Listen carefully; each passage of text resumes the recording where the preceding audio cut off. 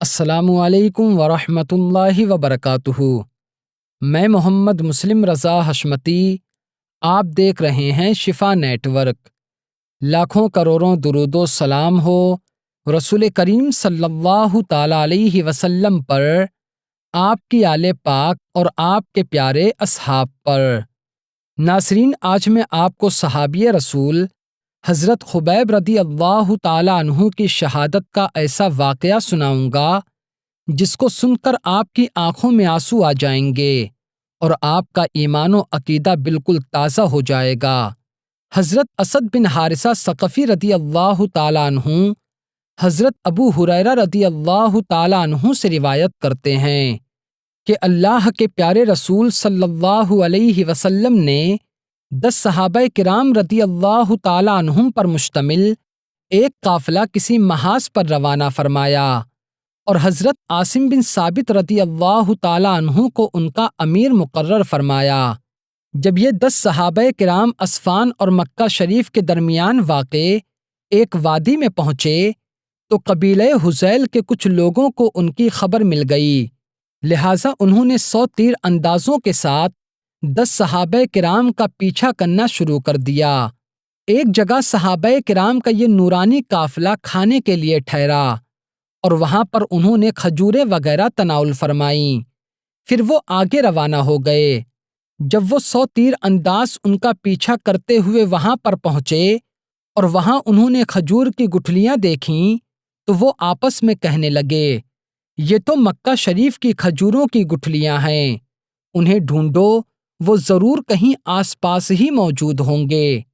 جب قافلے کے امیر حضرت عاصم بن ثابت رضی اللہ تعالی عنہ نے محسوس فرمایا کہ کچھ لوگ ان کا پیچھا کر رہے ہیں تو آپ تمام صحابہ کرام کو لے کر ایک میدان میں آ گئے۔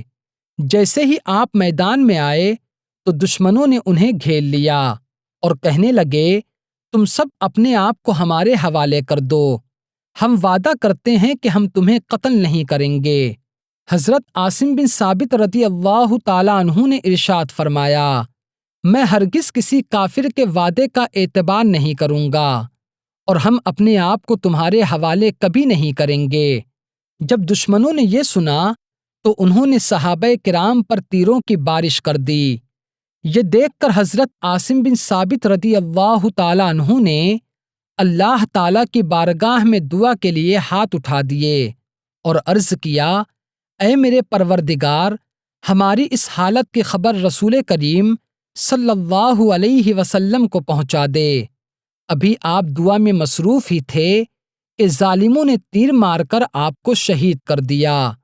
اسی طرح دشمنوں نے اور بھی صحابہ کرام کو شہید کر دیا۔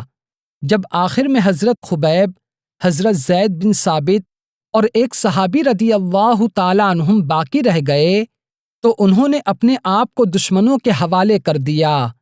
کافروں نے یہ دیکھ کر فوراً ان سے تلواریں چھین لیں اور انہیں گھیرے میں لے کر مارنے لگے۔ یہ دیکھ کر ان میں سے ایک صحابی نے فرمایا، اللہ تعالیٰ کی قسم، یہ تمہاری پہلی بدعہدی ہے، اب میں ہرگز تمہارے وعدے پر اعتبار نہیں کروں گا اور نہ ہی تمہارے ساتھ جاؤں گا۔ یہ سن کر کافروں نے انہیں گھسیٹنا شروع کیا۔ انہوں نے مزاحمت کی اور ان کے ساتھ جانے سے انکار کر دیا تو ان ظالموں نے انہیں بھی شہید کر دیا۔ پھر وہ کافر حضرت زید بن ثابت اور حضرت خبیب رضی اللہ تعالی عنہما کو اپنے ساتھ مکہ شریف لے گئے اور وہاں پر ان کو بیچ دیا۔ ناظرین، حضرت خبیب رضی اللہ تعالی عنہ مدینہ شریف میں قبیلہ انصار کے خاندان اوس سے تعلق رکھتے تھے۔ آپ کو اللہ کے پیارے رسول صلی اللہ علیہ وسلم سے بے پناہ محبت اور والہانہ عشق تھا۔ آپ نے جنگ بدر اور جنگ احد میں بہت دلیری اور بہادری سے حصہ لیا اور شجاعت کے جلوے دکھائے۔ جنگ بدر میں کفار کے ایک بہت بڑے آدمی حارث بن عامر کو آپ ہی نے قتل کیا تھا، جس کی وجہ سے اس کے خاندان والوں کو آپ سے بے انتہا دشمنی ہو گئی۔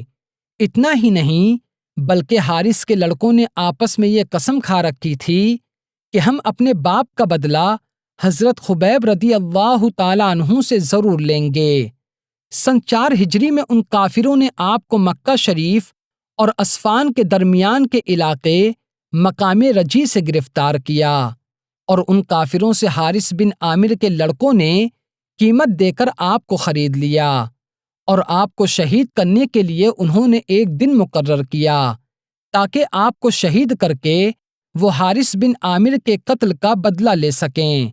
پھر انہوں نے آپ کو اپنے گھر کی ایک کوٹھری میں قید کر دیا اور لوہے کی زنجیروں سے آپ کو باندھ دیا اور گھر والوں سے کہہ دیا کہ ان کو کھانا پانی بالکل بھی نہ دیا جائے اور نہ ہی کوئی ان کے قریب جائے۔ حارث کے لڑکوں نے آپس میں یہ کہا کہ جب حضرت خبیب رضی اللہ تعالیٰ عنہ اس کوٹھری میں بغیر کھانے پینے کے بند رہیں گے تو ہو سکتا ہے کہ وہ رسول کریم صلی اللہ علیہ وسلم کی غلامی چھوڑ دیں، اور اگر یہ پھر بھی مذہب اسلام کو نہیں چھوڑیں گے تو ان کو سولی پر لٹکا دیا جائے گا۔ ایک دن آپ نے حارث کی لڑکی سے استرا مانگا تاکہ بال وغیرہ کاٹنے کے لیے آپ اسے تیز کر سکیں۔ لڑکی نے آپ کو استرا دے دیا۔ تھوڑی دیر کے بعد اس لڑکی کا ایک چھوٹا سا بچہ آپ کے پاس آیا اور آپ کی مبارک گود میں بیٹھ گیا۔ ادھر اس لڑکی کو یہ بات معلوم نہ تھی۔ جب وہ لڑکی دوبارہ اس طرف آئی اور اس نے دیکھا کہ حضرت خبیب رضی اللہ تعالیٰ عنہ کے مبارک ہاتھ میں استرا ہے اور بچہ ان کی گود میں بیٹھا ہوا ہے تو وہ بہت زیادہ خوف زدہ ہو گئی کہ کہیں حضرت خبیب رضی اللہ تعالیٰ عنہ میرے بچے کو قتل نہ کر دیں۔ جب حضرت خبیب رضی اللہ تعالیٰ عنہ نے اس عورت کو خوف زدہ دیکھا تو آپ نے ارشاد فرمایا، اے عورت، تو کیا اس بات سے خوف زدہ ہے کہ کہیں میں تیرے بچے کو قتل نہ کر دوں؟ تو اس نے کہا، ہاں، میں اسی بات سے خوف زدہ ہوں۔ تو آپ نے ارشاد فرمایا، اللہ تعالیٰ کی قسم، میں ہرگز ایسا نہیں کروں گا۔ پھر آپ نے بچے کو اس عورت کی طرف بھیج دیا۔ وہ لڑکی کہا کرتی تھی کہ خدا کی قسم، میں نے حضرت خبیب رضی اللہ تعالیٰ عنہ سے بہتر کوئی قیدی نہیں دیکھا۔ اس قید و بند کی تکلیفوں کو برداشت کرتے ہوئے آپ کو کئی روز ہو چکے تھے۔ وہ لڑکی کہتی ہے کہ میں نے ایک دن دیکھا کہ حضرت خبیب رضی اللہ تعالیٰ عنہ کے مقدس ہاتھوں میں انگور کا ایک خوشہ ہے اور آپ اسے تناول فرما رہے ہیں، حالانکہ ان دنوں مکہ شریف میں کہیں بھی انگور نہ تھا۔ وہ لڑکی کہتی ہے، میں سمجھ گئی کہ یہ رزق انہیں اللہ تعالیٰ نے عطا فرمایا ہے، اور اللہ تعالیٰ اپنے نیک بندوں کو ایسی جگہ سے رزق عطا فرماتا ہے کہ جہاں کا وہم و گمان بھی نہیں ہوتا۔ ناظرین، جب حضرت خبیب رضی اللہ تعالیٰ عنہ کو شہید کرنے کے لیے حدود حرم سے باہر لایا گیا تو آپ کو کافروں نے چاروں طرف سے گھیر لیا اور تماشائی بن کر ایک سچے عاشق رسول اور اللہ تعالیٰ کی وحدانیت کا کھلم کھلا اعلان کرنے والے مرد مومن کے گرد جمع ہو گئے، مگر آپ بالکل بھی نہ گھبرائے اور آپ کے پائے استقلال میں ذرہ برابر بھی کمی نہ آئی، بلکہ آپ کا ایمان اور زیادہ بڑھ گیا۔ پھر آپ نے کافروں سے ارشاد فرمایا، مجھے 2 رکعت نماز ادا کر لینے دو تاکہ میں اپنے اس رب کی بارگاہ میں آخری مرتبہ سجدہ کر سکوں جس کے نام پر مجھے شہادت مل رہی ہے۔ انہوں نے اجازت دے دی اور آپ کی بیڑیاں کھول دیں۔ آپ نے بہت ہی اطمینان کے ساتھ نماز ادا کی۔ نماز سے فارغ ہونے کے بعد آپ نے کافروں سے ارشاد فرمایا، اگر مجھے اس بات کا احساس نہ ہوتا کہ میری طویل نماز سے شاید تم یہ سمجھنے لگو کہ میں موت کے خوف سے نماز کو طویل کر رہا ہوں تو میں بہت ہی خشوع اور خضوع کے ساتھ نماز پڑھتا اور اپنے رب کی بارگاہ میں خوب طویل سجدے کرتا۔ پھر ان ظالموں نے آپ کو کھجور کے ایک تنے کے ساتھ باندھ دیا۔ اس وقت حضرت خبیب رضی اللہ تعالیٰ عنہ نے رسول کریم صلی اللہ علیہ وسلم کی مقدس بارگاہ میں استغاثہ پیش کیا اور یا محمدہ صلی اللہ علیہ وسلم، یا محمدہ صلی اللہ علیہ وسلم کی صدائیں بلند کیں۔ پھر آپ نے اللہ تعالیٰ کی بارگاہ میں اس طرح دعا کی، اے میرے رب، تو ان سب کافروں کو چن چن کر تباہ و برباد کر دے اور ان میں سے کسی کو بھی باقی نہ رکھ۔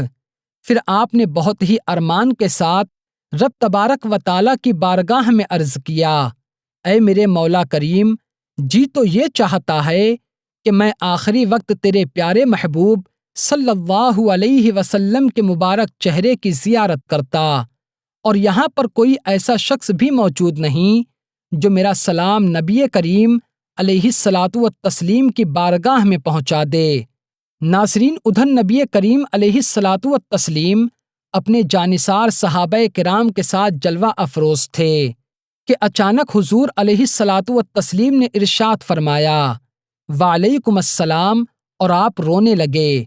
یہ منظر دیکھ کر صحابہ کرام نے عرض کیا، یا رسول اللہ علیہ الصلاۃ والتسلیم، یہ کس کے سلام کا جواب آپ نے ارشاد فرمایا ہے؟ ہمیں نہ تو کسی کے سلام کرنے کی آواز آئی اور نہ ہی ہم نے کسی سلام کرنے والے کو دیکھا ہے۔ تو آپ نے ارشاد فرمایا، آج میرا خبیب شہید کر دیا گیا، اور شہادت کے وقت اس نے مجھے سلام کیا اور میں نے اس کے سلام کا جواب دیا ہے۔ پھر نبی کریم علیہ الصلاۃ والتسلیم نے ارشاد فرمایا، اے میرے پیارے صحابیوں، میرے عاشق حضرت خبیب کا جسم مقام تنعیم میں سولی پر لٹکا ہوا ہے اور ظالم اس کا پہرا دے رہے ہیں۔ میرے خبیب کے جسم پر اب بھی ظلم کیا جا رہا ہے۔ آج جو مسلمان اس کے جسم کو سولی سے اتار کر لائے گا، اللہ کا رسول اسے نقد جنت عطا فرمائے گا۔ آپ کا یہ فرمان سن کر حضرت زبیر ابن العوام اور حضرت مقداد ابن الاسود رضی اللہ تعالیٰ عنہما فوراً گھوڑوں پر سوار ہو کر روانہ ہو گئے۔ یہ دونوں حضرات رات میں سفر کرتے اور دن میں چھپ جاتے۔ جب یہ دونوں حضرات مقام تنعیم میں اس جگہ پر پہنچے جہاں حضرت خبیب رضی اللہ تعالیٰ عنہ کا مبارک جسم سولی پر لٹک رہا تھا، تو انہوں نے دیکھا کہ وہاں پر 40 کافر پہرا دے رہے ہیں۔